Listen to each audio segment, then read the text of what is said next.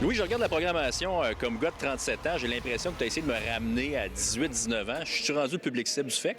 Ça en vient bien. Oui, c'est une programmation où on a 37, je vais dire 25-45, donc tu es à la bonne place. C'est ce qu'on observe un petit peu partout dans le monde.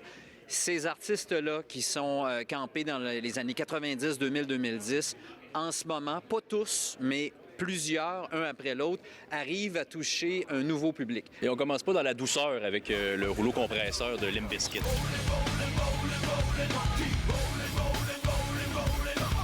Non, on y va, on dit, écoute, on part ça en Lyon, on va démêler tout le monde tout de suite en partant.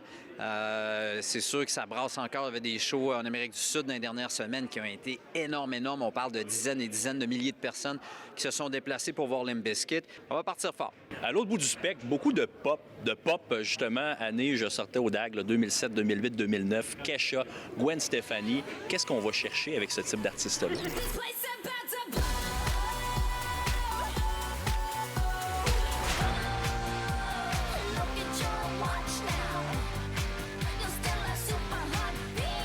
Écoute, c'est des artistes qui, justement, là, sont des maîtres dans retoucher de nouvelles générations. Ils sont connus de tous. On va chercher un peu de nostalgie. On va chercher du grand public. On va chercher des chansons, des hits. Avec Kesha, avec Gwen, on est à 10 ans de différence peut-être entre les deux, 10-15. Donc, toucher un public légèrement différent. Mais on va y aller. C'est aussi des femmes qui sont capables de tenir la tête d'affiche des plaines. Est-ce qu'on va être surpris de la force de frappe de Soulja dans sa carte blanche? Parce que ma life est trop sale, je dois la transcrire au propre, mais j'ai fumé trop de clopes. Moi, je serais pas surpris s'il y a beaucoup de monde sur le terrain. Il va y avoir beaucoup de monde sur la scène. Carte blanche Soulja, le gars de Limoilou, il est chez eux. C'est un moment qui allait de soi et qui a pris beaucoup de temps à se préparer. On parle de des années de conversation, d'échanges pour dire c'est quand le bon moment. Assurément un moment très, très important pour Québec, pour le rap québécois. On a hâte.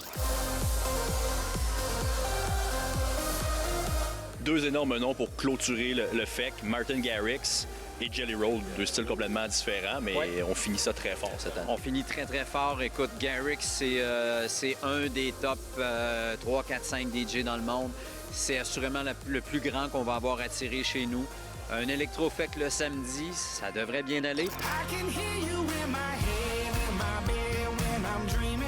Et Jelly, en termes de statistiques, l'écoute en ligne dans le marché de Québec ou au Québec, c'est quelqu'un qui emmène très, très large. Donc, assurément, lui aussi va toucher son public. C'était le meilleur artiste country rock disponible en 2026.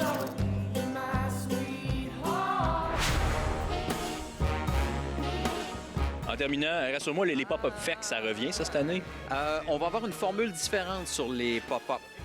On va aller plus vers des rencontres. On est en train de travailler sur un nouveau concept qui va être super intéressant. Hâte d'en savoir plus. Merci, Louis. Merci à vous autres.